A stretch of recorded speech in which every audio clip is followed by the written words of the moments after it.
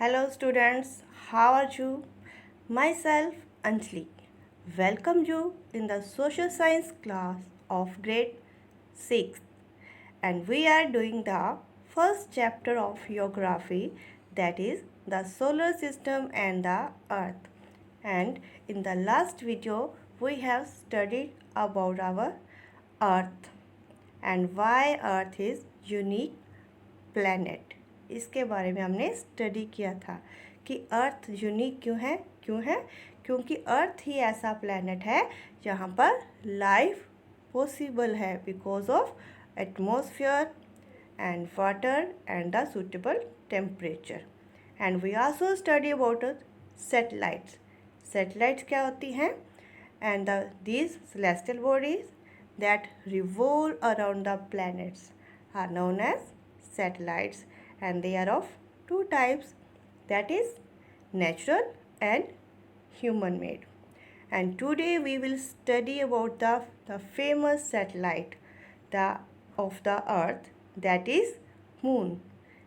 You are like the moon, every children, सब बच्चों को मून पसंद होता है. उसके बारे में आज हम स्टडी करेंगे. So let us start the study about the moon. कि मून कैसा होता है, उसके अंदर क्या है, उसके बारे में हम स्टडी करते हैं कि क्यों हमें कभी वो दिखाई देता है और कभी दिखाई नहीं देता, कभी छोटा सा साइज़ का दिखाई देता है, कभी बड़ा दिखाई देता है. इसके बारे में हम आज स्टडी करेंगे. Let us start our lecture. The moon. The earth has only one natural satellite called the moon.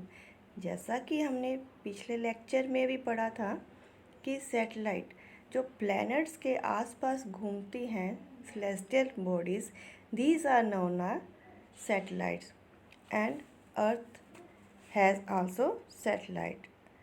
These are of two types, natural and the human made. And moon is the natural satellite of the earth. It has fascinated the people and the scientists the most.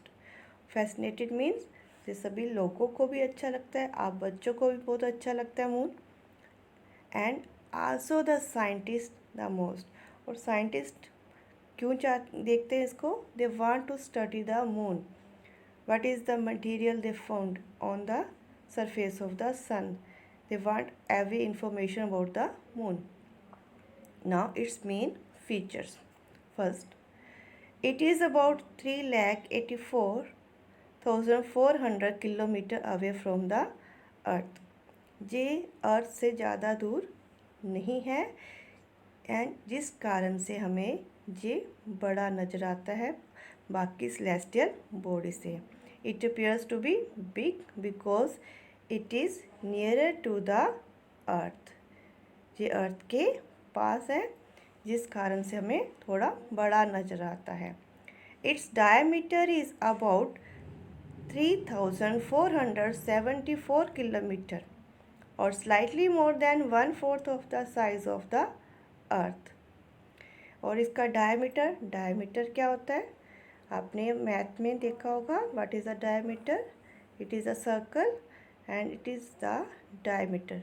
जो centre में से line cross करती है, दोनों edges को touch करती है, that is known as diameter. और इसका डायमीटर कितना है? 3,474. और जो आपकी अर्थ के साइज़ के अगर उसका 1/4 कर देते हैं तो उससे थोड़ा सा ज़्यादा है. The moon completes one orbit of the earth in 27 days and takes exactly the same time to complete one spin on its axis. As a result, only one side of the moon is visible to us on the earth. क्या meaning है इस line का? अगर for example see this is our earth और earth के आसपास जो revolve करता है मून, उसको पूरा करने में उसको 27 डेज़ लगते हैं. और अपने एक्सिस के ऊपर जहाँ पर ये मून है, मून अपने एक्सिस पे भी घूमता है ना. हमने पिछली वीडियो में देखे थे सभी सेलेस्टियल बॉडीज़ हैं अपने एक्सिस पे भी स्पिन करती हैं और सन के आसपास और प्लैनेट के आसपास भी करती हैं। तो ये जो अपने एक्सिस के ऊपर स्पिन करती हैं उसमें भी उसको 27 डेज ही लगते हैं, सेम टाइम लगता है।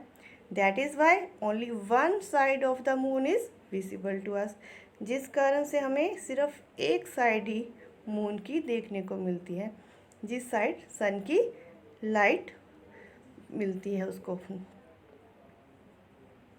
There are mountains, craters, valleys, lava plains, many other landforms. These cast shadow on the moon's surface, which are visible to us on the earth. और मून की सरफेस पर क्या है? माउंटेन्स हैं, क्रेटर्स मीन्स बड़े बड़े गड्ढे हैं, वैलीज हैं, लावा प्लेन्स हैं, यानी वहाँ पर भी वोल्केनिक है, eruptions होती हैं, many other landforms.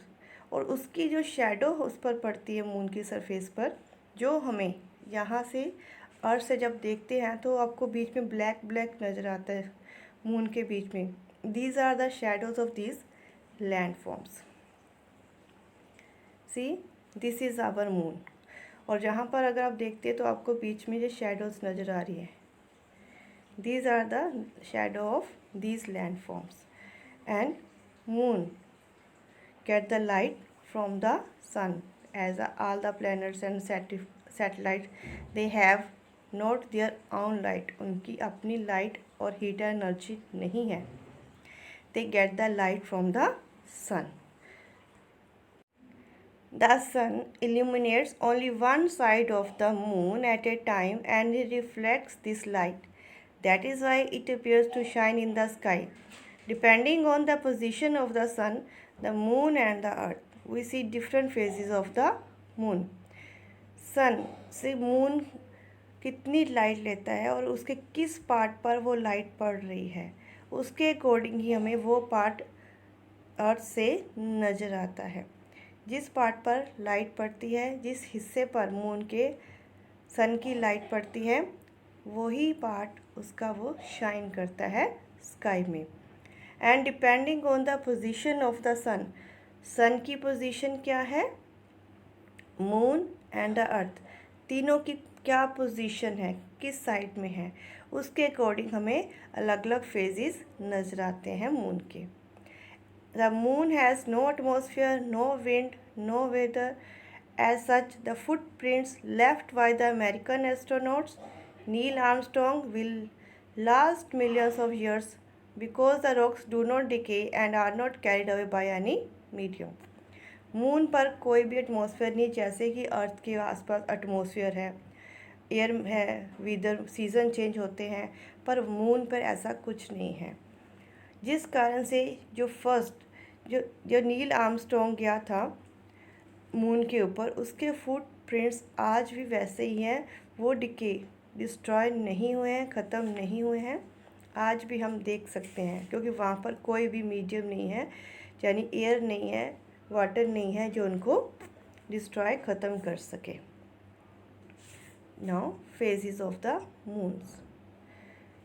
Phases of the moon, जैसा कि अभी मैंने आपको बताया कि moon completes its rotation on its axis in 27 days and takes nearly the same time to complete its revolution around the sun. कि मून अपनी रोटेशन अपने एक्सिस पे 27 डेज लेता है, अर्थ पर भी रिवॉल्व करने के लिए 27 डेज एंड नियर वो सेम टाइम, और सन के आसपास भी घूमने के लिए उसका सेम टाइम 27 डेज ही लेता है, जिस कारण से हमें डिफरेंट फेजेस, अलग अलग फेजेस नज़र आते हैं। We see various changes in the phases of the moon as the different portions are lit different times, क्योंकि हमें अलग अलग फेज यानी अलग अलग साइज़ का मून नज़र आता है। कुछ टाइम वो डार्क होता है, कुछ टाइम वो शाइन कर होता है। किस कारण से कि मून के ऊपर, मून की सरफेस के ऊपर सन की लाइट कितनी पड़ती है और किस पार्ट पर है। That is why we see the different phases of the moon. और इनके नाम क्या है, और कभी हमें फुल मून नज़र आता है, कभी कुछ भी नज़र नहीं आता, बिल्कुल ब्लैक होता है sky. And crescent first quarter, last quarter, depending on how much the sunlight ups the moon, कि कितनी सन की लाइट मून को मिल रही है और कौन सा पार्ट उसका लाइट हो रहा है, शाइन कर रहा है। इस पर डिपेंड करते हैं different phases of the moon. When the moon is fully lit, जब मून, कभी कभी आपने देखा होगा कि मून बहुत सुंदर लगता है और बहुत अच्छे से पूरा चमक रहा होता है, that is known as full moon और पूर्णिमा। After 15 days the moon completely dark, 15 days के बाद वो बिल्कुल डार्क हो जाता है। It is called new moon और अमावस्या। The terms like waxing and waning are use to describe growing and thinning phases of the moon. जी अभी आपको एक्सप्लेन करते हैं, see the diagram of the phases of the moon.